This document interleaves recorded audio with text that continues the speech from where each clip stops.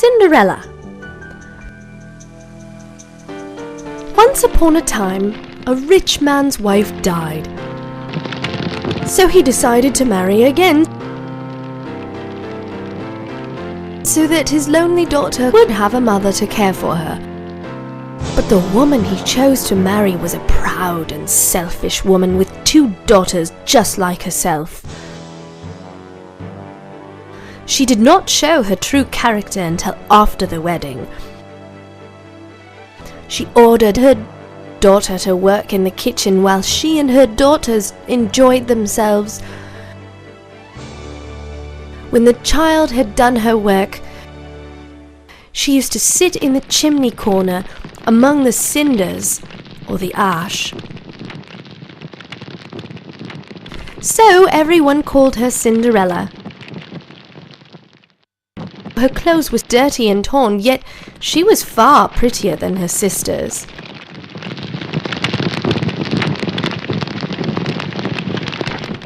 One day the king invited them for a party. The sisters were very happy. They kept on talking what they would wear and ordered beautiful gowns. Cinderella also wanted to go, but her sisters teased her and said, "Would you not like to dress up in fine clothes and ride in a carriage, dance with a rich young man, or maybe even with the prince himself?"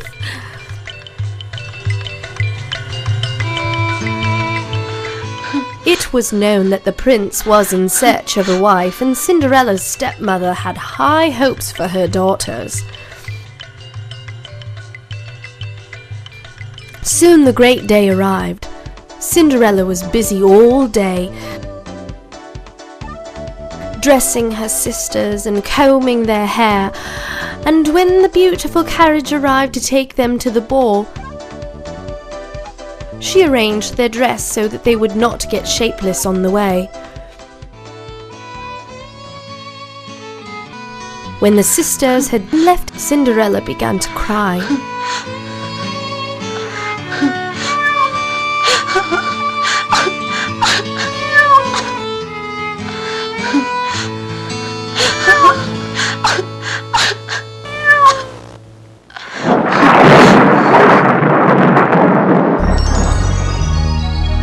Suddenly,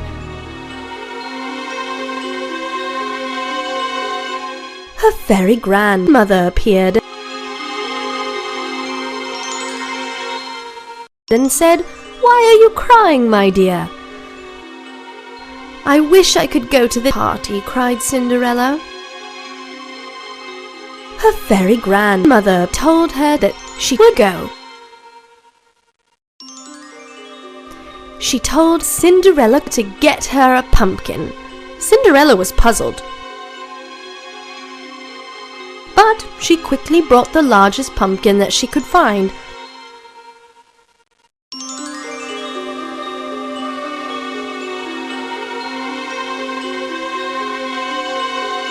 Her fairy grandmother waved her magic wand and turned the pumpkin into a beautiful golden carriage.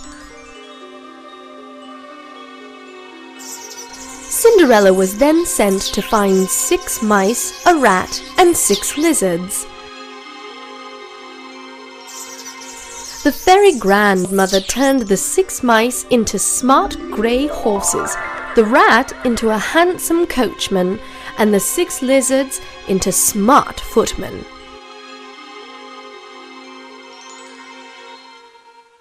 Then she waved her magic wand over Cinderella, and soon her dirty dress became the most beautiful dress ever seen. Cinderella also saw that her feet were a beautiful pair of golden slippers. The fairy grandmother now told Cinderella to go immediately and leave the palace before the clock struck 12, as the magic would end at midnight.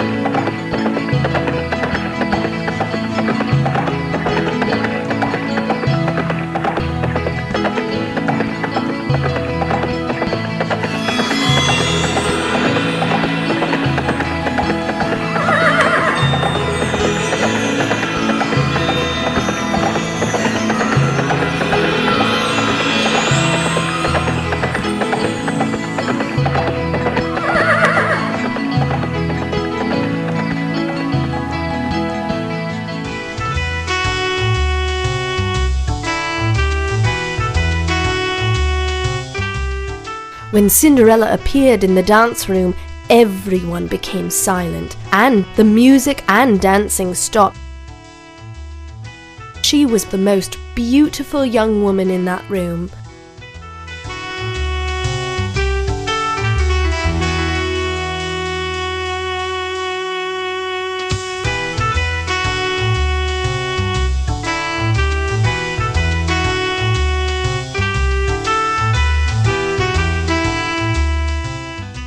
The young prince took her hand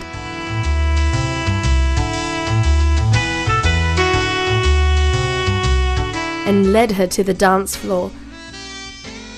He danced with no one else but her the whole evening.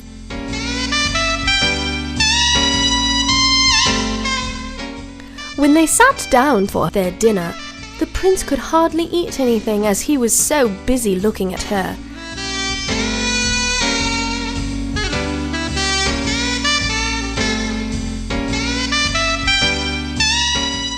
The dance went on. Cinderella was very happy. She danced every dance and did not at all feel tired.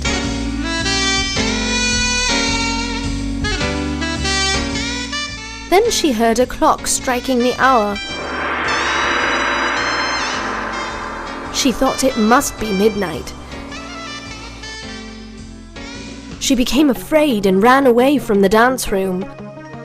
The prince tried to catch up with Cinderella. As she ran towards the golden carriage in her hurry, she lost one of her lovely golden slippers.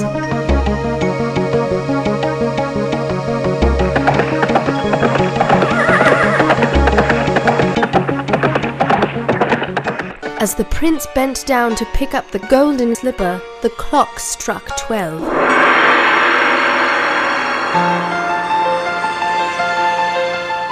When the prince stood up, he saw that his beautiful dance partner, her fine coach, and the horses were missing.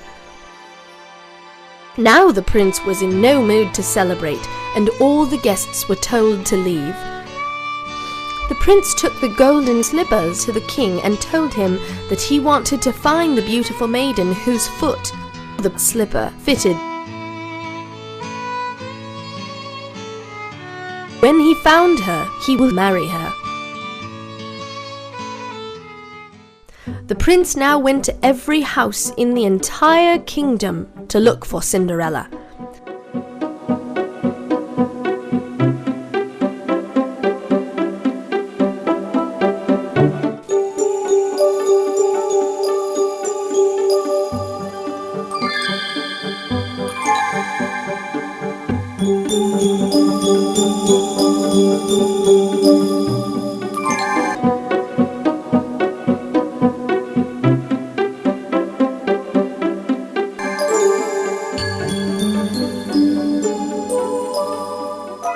Cinderella's stepmother grew very excited when the prince arrived at their house. She was shown the golden slipper. She told her daughters to try to put on the slipper. But they could not do so as they had big, clumsy feet, and the golden slipper was tiny and delicate.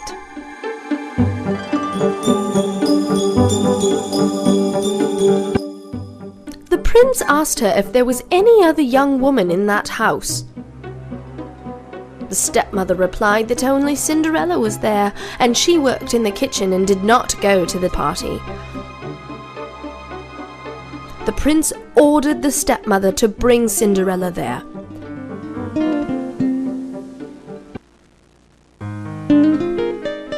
When Cinderella put on the slipper, it fit her pretty foot.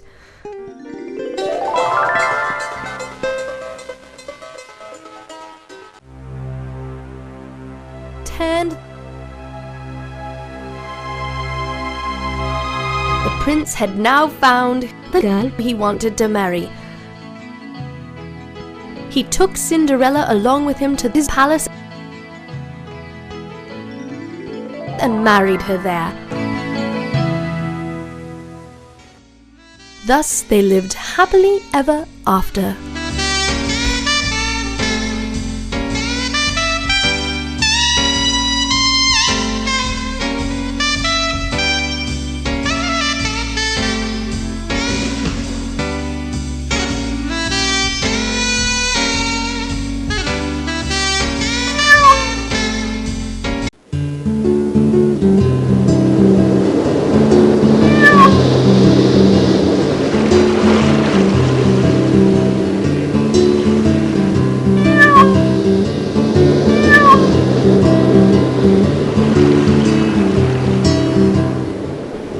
in Boots.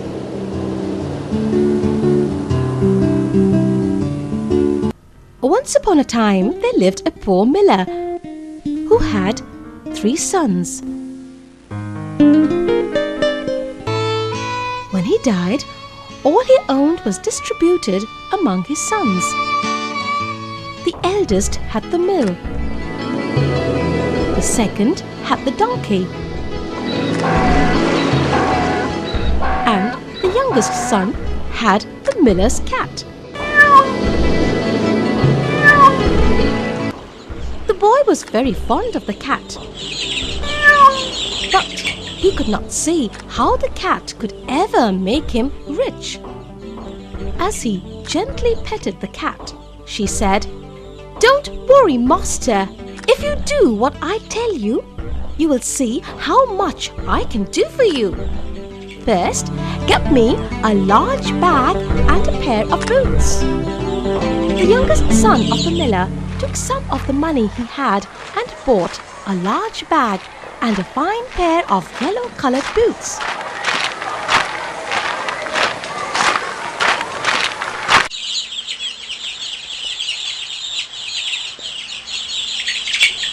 The cat put on her new pair of boots and at once went out into the garden. This was Puss in Boots. She picked up some carrots from the garden and put them in the bag. Then she went off across the fields until she found a rabbit hole. She put the bag down with its mouth wide open so that the carrot could be seen.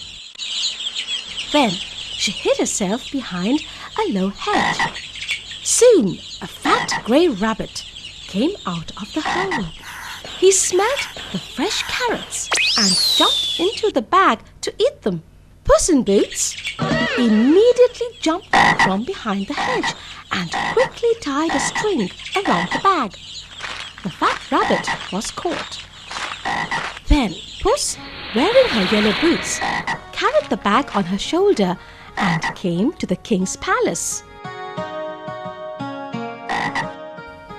She bowed before the king and said, "Your Majesty, I have brought you a fat rabbit from the estate of my master, the Prince of Carabas." The king was surprised to see the yellow boots. But he did not show his surprise. He accepted the gift. The next day, Puss put a handful of grain into her bag and went out into the fields. She put the bag on the ground and lay down beside it, pretending to be dead.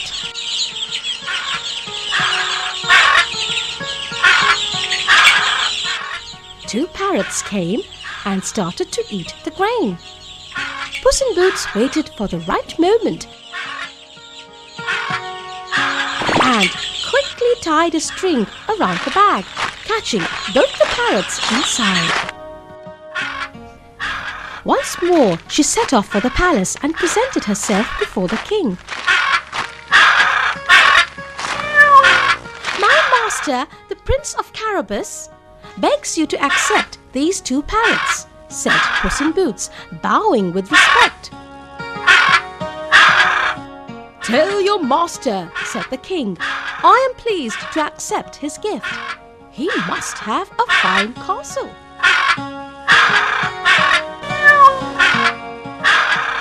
"Oh yes, it is very fine," said Puss, bowing before the king before leaving him.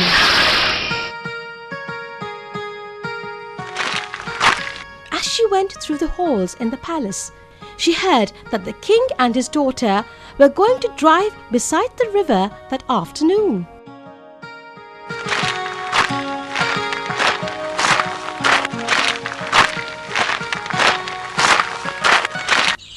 Puss raced home to his master and told him about her visit to the king's palace.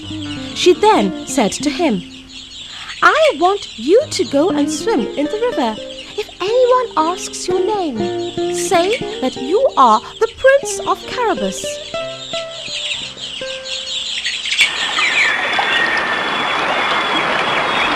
The miller's son left Puss in Boots to guard his boots.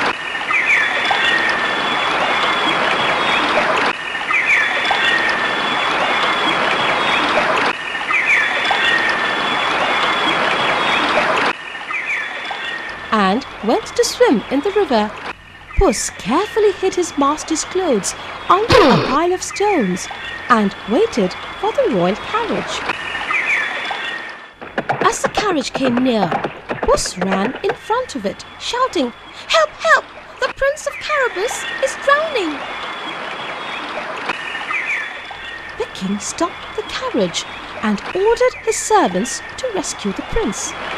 Then Puss went up to the carriage with her hat in her hand.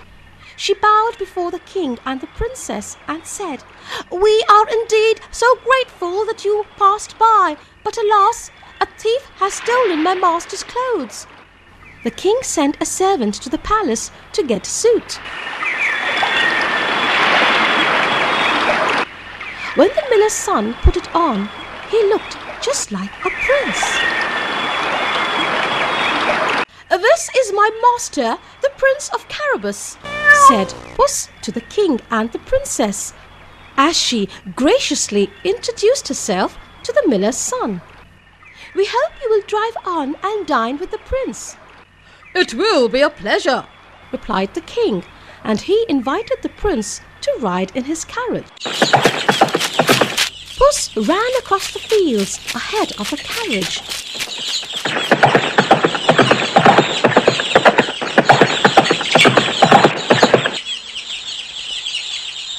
When she met some haymakers, she warned them, "When the king passes this way and inquires to whom this field belongs, you have to say, 'To the Prince of Carabas, your majesty.' If you don't say so, you will be cut into little pieces." Now, the land actually belonged to a terrible giant. All the people were afraid of him.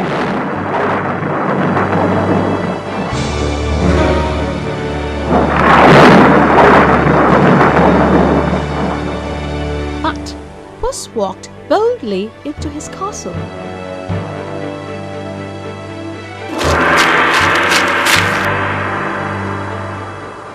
"I've heard that you can turn yourself into any animal you wish. Is that true?" asked Puss calmly. "Oh, yes, of course," said the giant, full of pride. In a flash, he became a roaring lion. Though Puss was terrified at the sight of a big lion, she continued bravely, "It truly is amazing that you can become a big lion. But surely it would be difficult for you to change into a tiny creature such as a mouse." The giant said, "Oh no, it is no problem at all." In an instant, he became a tiny mouse. Puss sprang upon the tiny mouse and with one shake killed it. Thus, the giant who became a tiny mouse died. At that very moment, the king's carriage came near the castle.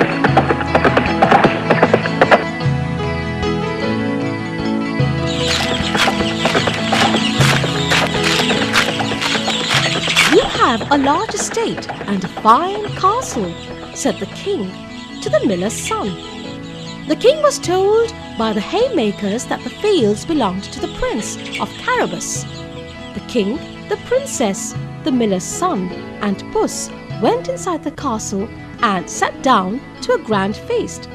"This young man would become a good husband for my daughter," thought the king, and he turned to the miller's son, saying, "Will you marry my daughter?"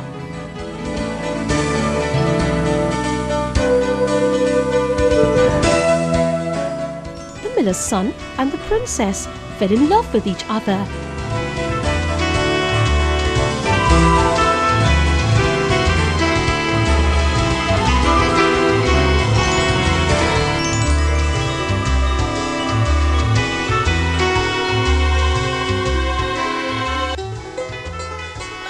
got married and lived happily in the giant's castle.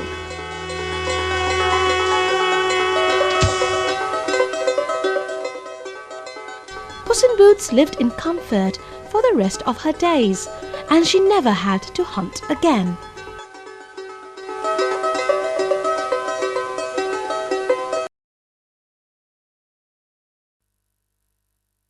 Ricky of the Clump.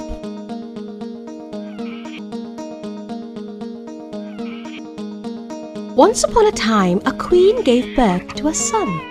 He was very ugly. The queen was saddened by his ugliness.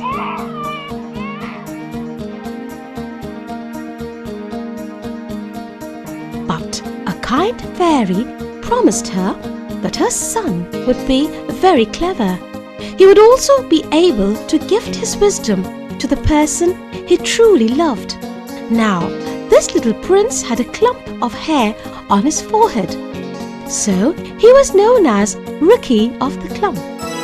Ricky grew up to be a fine young lad, and everyone could see that the fairy had been right about the boy's intelligence. When the prince spoke, he charmed everyone. He surprised them with his wit and intelligence. 7 years later, a neighboring queen gave birth to twin daughters. The first one was very beautiful. She was, however, declared stupid and foolish by the fairy. The queen became sad on hearing this. The second princess was born very ugly. The fairy told the queen, "Do not be sad. Your second daughter will be very clever. No one will notice her ugliness." The queen thanked the fairy. She asked her if there was any way by which her beautiful daughter could also become wise. The fairy just sighed.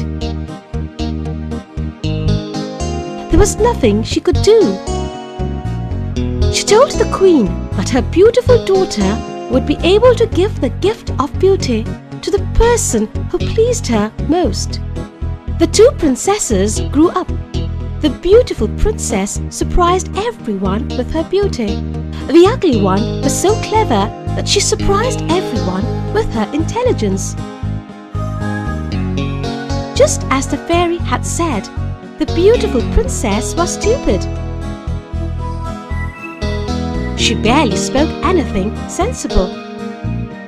The ugly princess grew uglier day by day. But she gathered many admirers because of her intelligence and charm. At the same time, the beautiful princess was very sad. Nobody wanted to talk to her. She wanted to give up all her beauty. She desired to have even half of her sister's intelligence. One day, sad and lonely, she went to the forest to think about her bad fortune. At that moment, there stood before her a very ugly but well-dressed man. He was Ricky of the Clump. Ricky had heard of the princess's beauty. He had left his kingdom to look for her. He asked, "Why are you sad?" The princess replied, "I am sad because I am very stupid." Ricky replied that he could help her. He said, "I have the power to give good sense and intelligence to the person I love.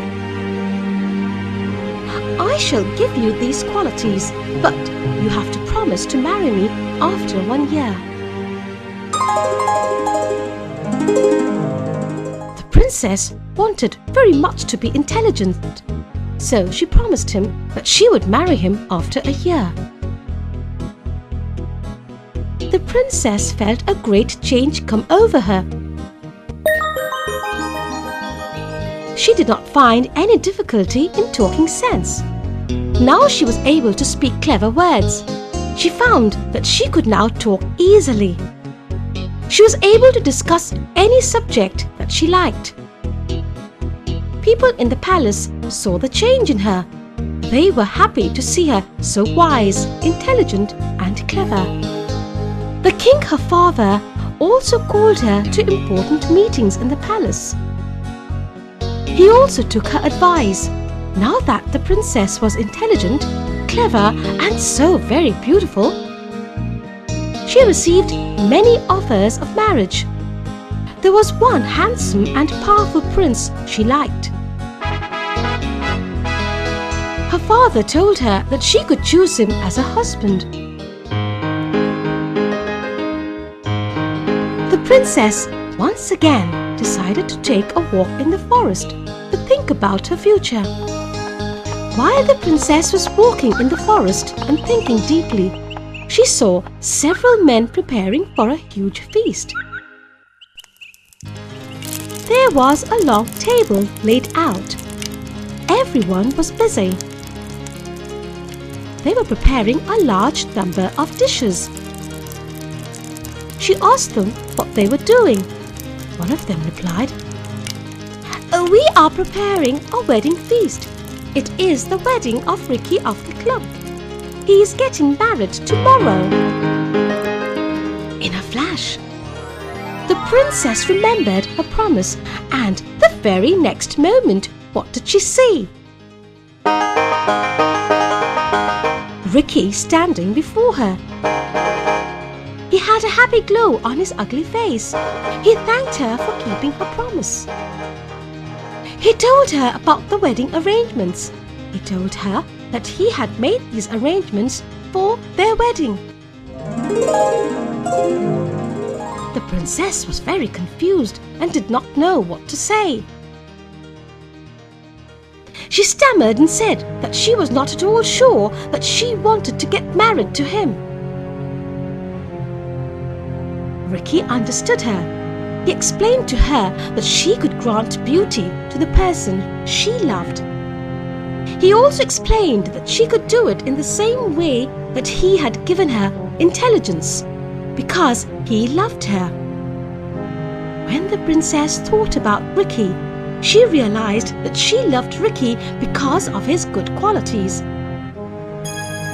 She was only doubtful about getting married to him because he was so ugly. Then the princess looked deep into Ricky's eyes. She said, "I wish for you to become the most handsome prince in the whole world." As soon as the princess made her wish, Ricky changed. He appeared before her handsome and graceful. The princess smiled. She was happy now. They got married the very next day and lived happily ever after.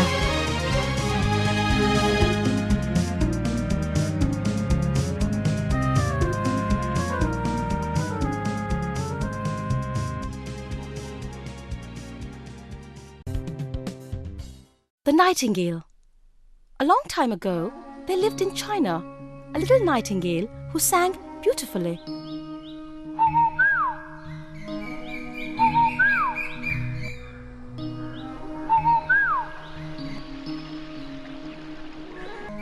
Since the emperor and his royal courtiers lived in a palace, they did not know anything about the nightingale and its singing.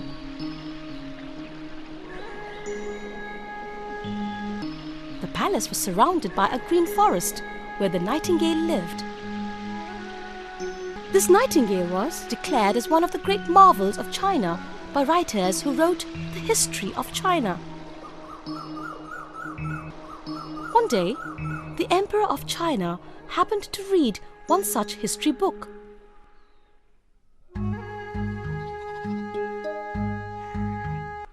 The Emperor exclaimed, "Oh! What is this?"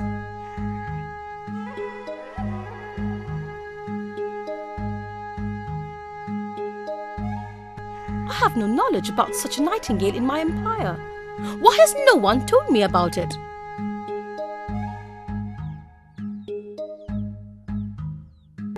His courtiers said, "We have never heard of it."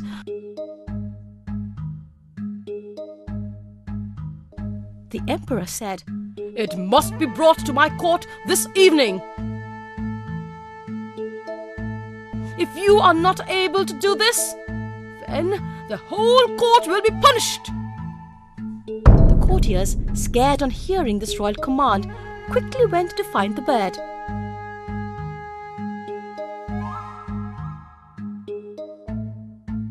They found a kitchen boy who had heard the nightingale singing.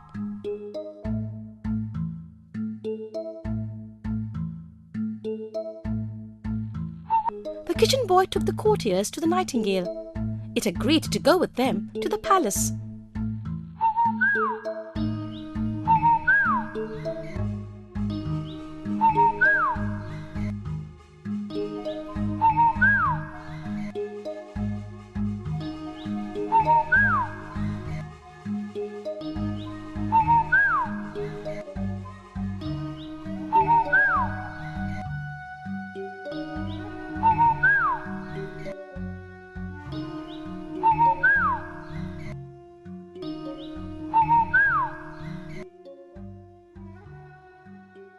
The emperor was happy to hear the nightingale's song, and the courtiers heaved a sigh of relief.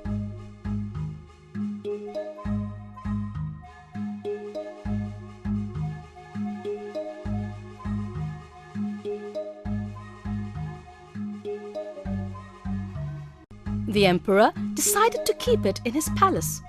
He put the nightingale into a golden cage and appointed 12 servants to look after it. The nightingale sang every day, and everyone in China marveled at its beautiful voice. But the nightingale was unhappy. It did not like living in the cage and wanted to go back to the forest, free to live and sing as it chose.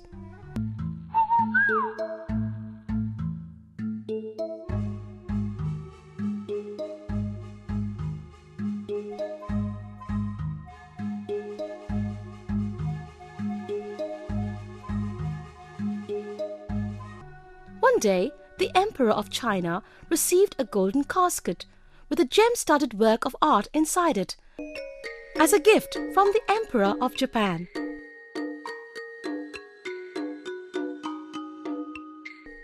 The Emperor was happy to see the gift.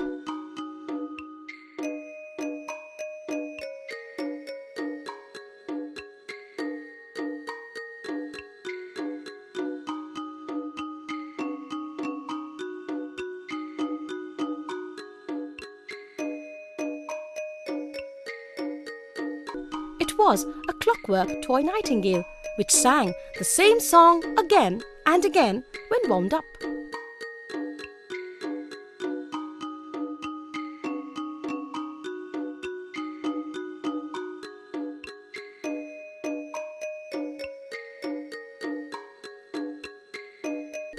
Soon the whole court was busy playing with the toy bird, and the real nightingale quietly flew back to its home in the forest.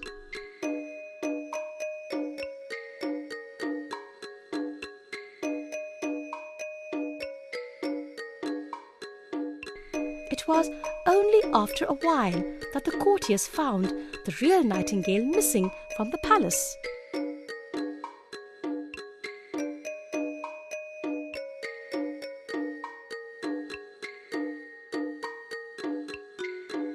After this, they placed the toy bird on a silk cushion beside the emperor's bed.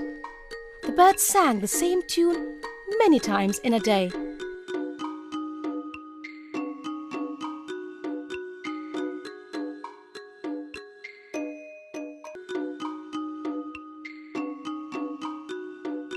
One day, a strange incident took place. Some problem arose in the toy bird and it stopped working.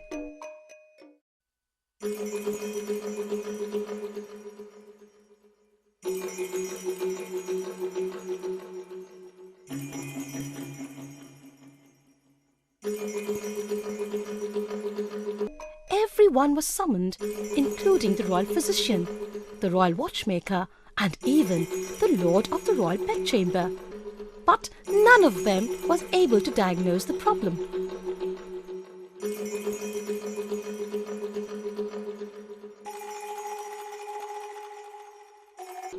When the toy bird stopped singing, the emperor took to his bed.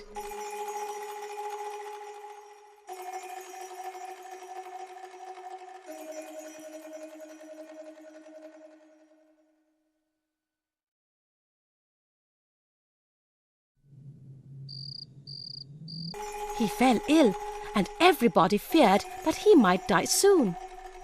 There was silence all around the palace, so that the emperor would not be disturbed.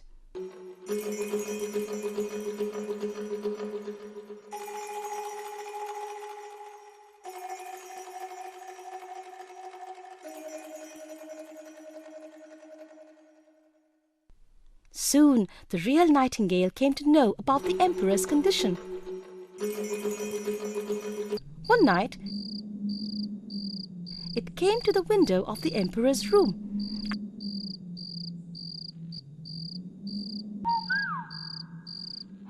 and sang the sweetest song it had ever sung. As soon as the emperor heard it, he got up from his bed.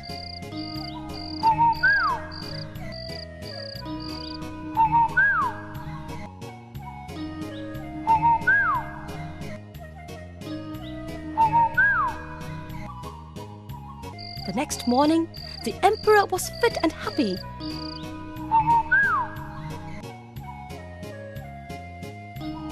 And everyone was surprised to see him so. The emperor asked the nightingale to sing according to its wish. The nightingale agreed and asked him to keep its nightly visits a secret. Shh! This the emperor gladly did.